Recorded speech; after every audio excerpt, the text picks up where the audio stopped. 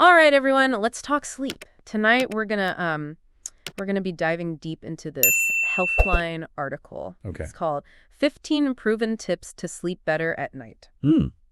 I think everyone is always looking for ways to sleep better. Oh, yeah, for sure. We've got advice, they have advice on everything from what you get during the day to how to make your bedroom like the perfect sleep sanctuary, hmm and of course tips for like winding down at night. So Yeah, this article's really cool because it's not just telling us what to do, but the science behind it, too. okay, so let's jump into it. First up is daytime strategies, and this one surprised me. They recommend getting more light during the day.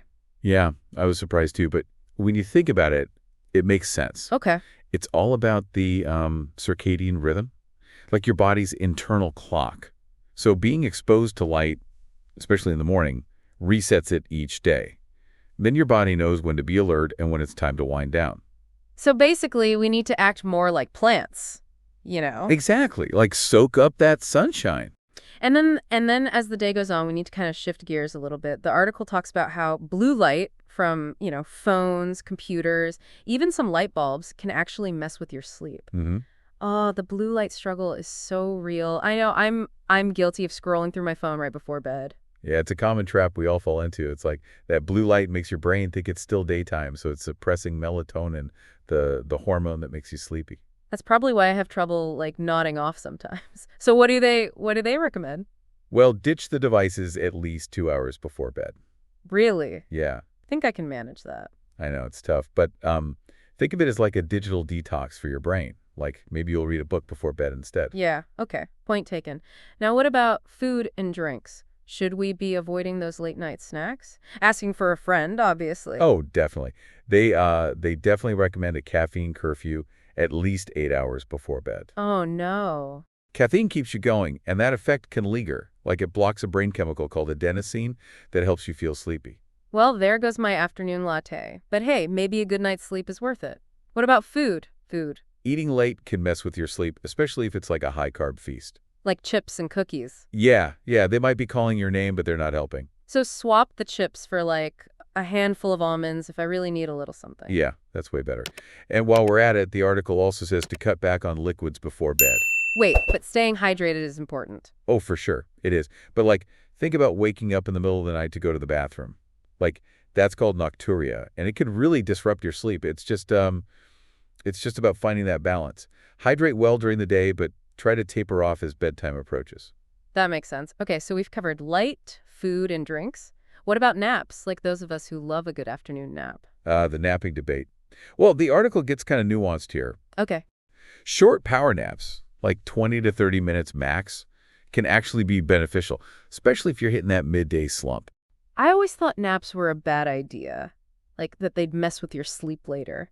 That can happen if you're taking long or irregular naps. But the article actually says naps might be good for athletes, or if you're doing intense exercise. It's like a mini recovery session for your body. So it's all about finding what works best for your body and your schedule. Okay, we've tackled daytime strategies, food, drinks, and even naps. Now let's move into the bedroom, like creating the perfect sleep sanctuary. Yeah, and speaking of light, the article says to minimize light in your bedroom, like blackout curtains, ditch the night light, and cover those glowing LEDs on your electronics. It's crazy how those little lights can mess with your sleep. I know. What about temperature? I know some people swear by a cold room, others like it cozy. Well, this article recommends a cool, comfortable bedroom around 65 degrees. Seems to be the sweet spot for most people. So more like a cool spring day than a tropical getaway. Got it. What else should we be thinking about when it comes to our sleep space? Well, it's not just about a comfy mattress, although that helps. Think about minimizing noise, maybe a white noise machine, or earplugs if you live in a noisy area. Yeah. And even allergens and air quality in your bedroom can impact your sleep. Really? Yeah, Wow. yeah, Interesting. Okay, so it's all about creating a calm, clean, and comfortable environment. Like I like to think of it as building my own little sleep fortress. exactly. But what if you've done all that and you're still struggling? I know some people turn to supplements for extra help. Yeah, the article talks about that too. Okay. The most popular one out there is melatonin. Melatonin is actually a hormone that your brain produces to regulate your sleep-wake cycle. Huh. So it's like your body's natural time for bed signal. Okay. Taking it as a supplement can be helpful, but it's not a magic bullet. Right, and I think there's a lot of confusion about melatonin because it's sold, over the counter like vitamins and stuff. Right, exactly. It's a supplement, not a drug, so it's not regulated by the FDA in the same way as prescription medications. And that can make dosage a bit tricky. Yeah, the article mentions dosages ranging from like zero point 0.1 milligrams to 10 milligrams, Wow, taken up to 2 hours before bed. That's quite a range. that is a big range. So how do you even know where to start? Starting low is key. Melatonin can make you groggy the next day, especially at higher doses. So you really have to find what works for you. So talk to your doctor first, especially if you have other health conditions or are taking other medications. Absolutely, yeah. Talk to your doctor. And while melatonin is like the star of the show when it comes to supplements, the article does mention a few others that might play a supporting role. Oh, like what? Well, one that I found interesting was magnesium. Okay. A lot of people take Epsom salt baths for relaxation. Well, Epsom salts are magnesium sulfate, Okay. and magnesium is involved in muscle relaxation and nerve function. Interesting. So maybe that's why it helps people sleep better? It's possible. The article also mentions things like glycine, valerian root, even lavender, but it emphasizes that none of these are magic cures. It's always best to focus on healthy sleep habits first, and then maybe consider supplements as like an extra boost. Okay, that makes sense. Now I'm curious about the exercise connection. I know I always sleep better after a good workout, but is there an ideal time to exercise for better sleep? You're definitely onto something there. Okay. The article says regular exercise can really improve sleep quality, but you're right. Timing matters. So hitting the gym right before bed is probably not the best idea. Probably not. Exercising too close to bedtime can make it harder to fall asleep because it increases alertness and those, adrenaline hormones. So maybe like a morning or afternoon workout is the sweet spot for most people. That seems to be the general consensus. It gives your body enough time to wind down before you hit the hay. Okay, that makes sense. So we've got the exercise piece down, but what about like those last few hours before bed? Any tips for like winding down and signaling to our brains that it's time to sleep? Absolutely.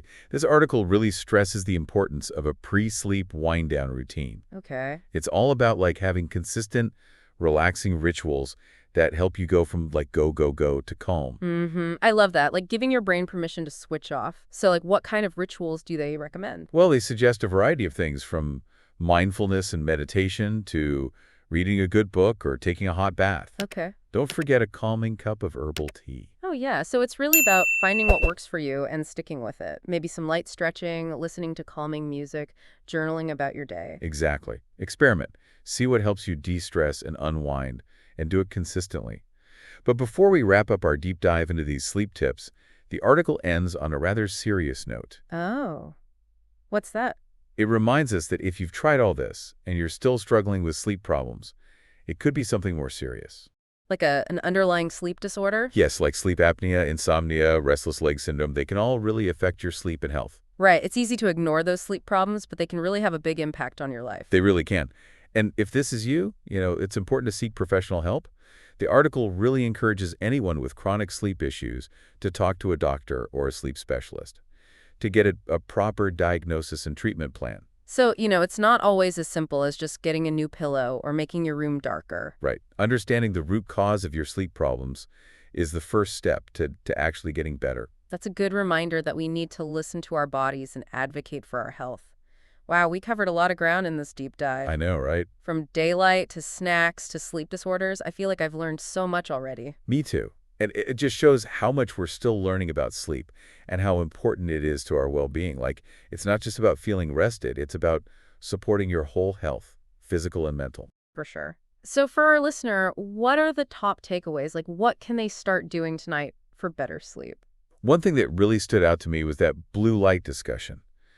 Just putting away those devices a couple of hours before bed can make a huge difference in how well you sleep. I know, right? I'm totally guilty of scrolling through my phone in bed, but I'm really going to try to break that habit. What else surprised you? I was really intrigued by that whole thing about napping.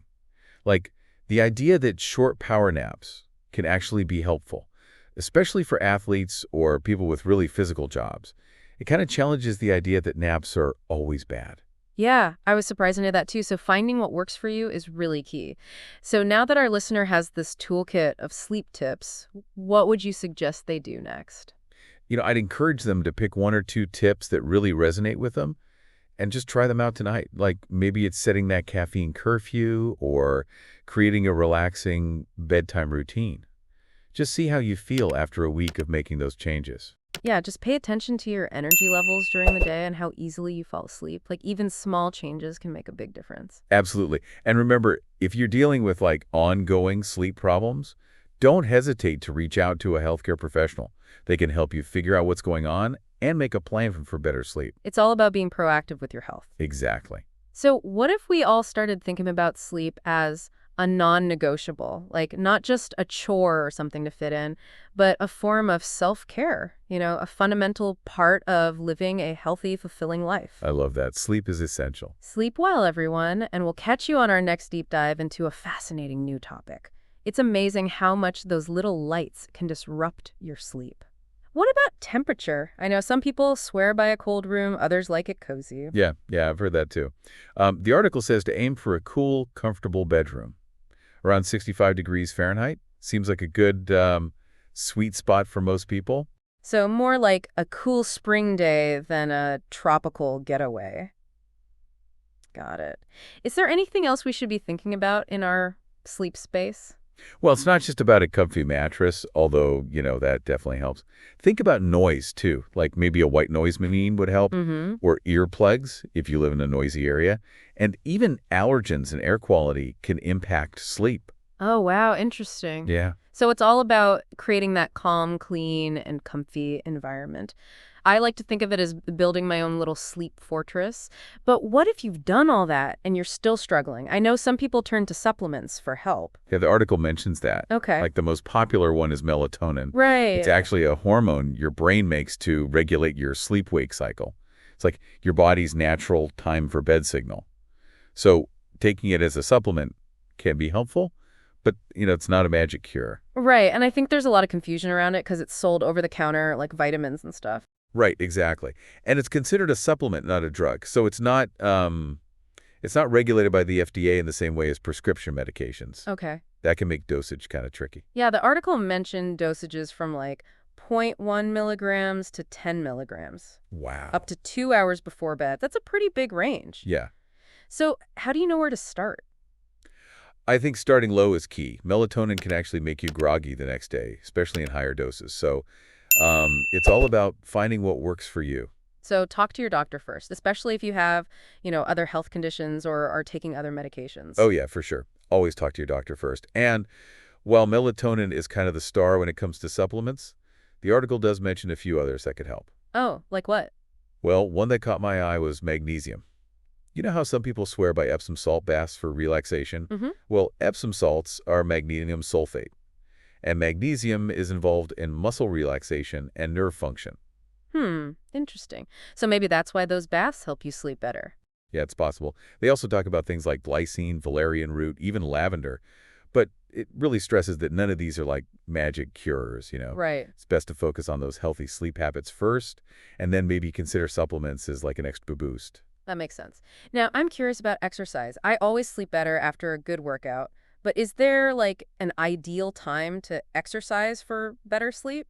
You're totally onto something there. The article says that regular exercise can significantly improve sleep quality, but timing does matter. Okay, so like right before bed is probably not the best. Yeah, probably not the best idea.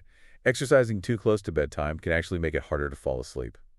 It increases alertness and releases those adrenaline hormones. Right, okay. Yeah. So maybe like a morning or afternoon workout is better for most people. Yeah, that seems to be the general consensus. It gives your body enough time to like wind down before you hit the hay. Okay, that makes sense. So we've got the exercise piece down, but what about those last few hours before bed? Any tips for like winding down and signaling to our brains that it's time to sleep? Yeah, for sure. The article really stresses the importance of consistent pre-sleep wind-down routine. Okay. It's about transitioning from like go, go, go to a state of calm. I love that. Like giving your brain permission to switch off. Exactly. So what kind of rituals do they recommend? Well, they mention mindfulness and meditation, reading a good book, taking a hot bath, and let's not forget a calming cup of herbal tea. Oh, yeah. So it's really about finding what works for you and sticking with it, like maybe some light stretching or listening to calming music, journaling about your day. Exactly. The key is to experiment and see what helps you de-stress and unwind, and then make it a consistent part of your routine. But before we wrap up our deep dive into all these sleep tips, the article ends on a bit of a serious note. Oh, what's that? It's a reminder that if you've tried all these things and you're still having sleep problems, it could be something more serious. Like an underlying sleep disorder. Yeah, conditions like sleep apnea, insomnia, restless leg syndrome, they can all impact your sleep and overall health. It's easy to kind of brush off sleep problems, but they can have a big impact on your life. Oh, absolutely. And if you think you might have a sleep disorder, it's crucial to get professional help. The article recommends talking to your doctor or a sleep specialist Mm-hmm. to get a diagnosis and treatment plan. So, it's not always as simple as just needing a new pillow or a darker room. Exactly. Understanding the root cause of those sleep problems is the first step toward finding lasting relief. Yeah, it's a good reminder to, really listen to your body and advocate for your health. Wow, we covered so much. From daylight to snacks to sleep disorders, I feel like I already learned a ton. Me too. It's really fascinating how much we're still learning about sleep and how much it affects our well-being. Like, it's not just about feeling rested. It's about, your total health, mind and body. Exactly. So for our listeners out there, what are the key takeaways they can use tonight for a better night's sleep? One of the things that really stood out to me was the blue light discussion. It seems so simple, like putting away those devices a few hours before bed, but it can make such a difference. I know. I'm definitely guilty of scrolling in bed, but I'm going to try to break that habit. What else surprised you? I thought the whole thing about napping was really interesting, like how short power naps can actually be helpful, especially for athletes or people with, physically demanding jobs. Kind of changes the idea that all naps are bad. Yeah, I was surprised by that too. So finding what works for you is key. Now that our listener has all these tips, what should they do next? Well, I'd say pick one or two tips that really speak to you and try them out tonight. Maybe it's setting that caffeine curfew or making a relaxing bedtime routine. See how you feel after a week. Yeah, pay attention to your energy during the day and how easily you fall asleep. Even small changes can help. Oh, absolutely. And remember, if you're still having problems, don't hesitate to talk to a healthcare professional. Mm-hmm. They can help you figure out what's going on and come up with a plan for better sleep. It's all about being proactive. Exactly. What if we all started thinking about sleep as like a non-negotiable, not a chore or something to squeeze in, but, a form of self-care, a fundamental part of living a healthy and fulfilling life? I love that. All right, everyone, sleep well, and we'll see you on our next deep dive.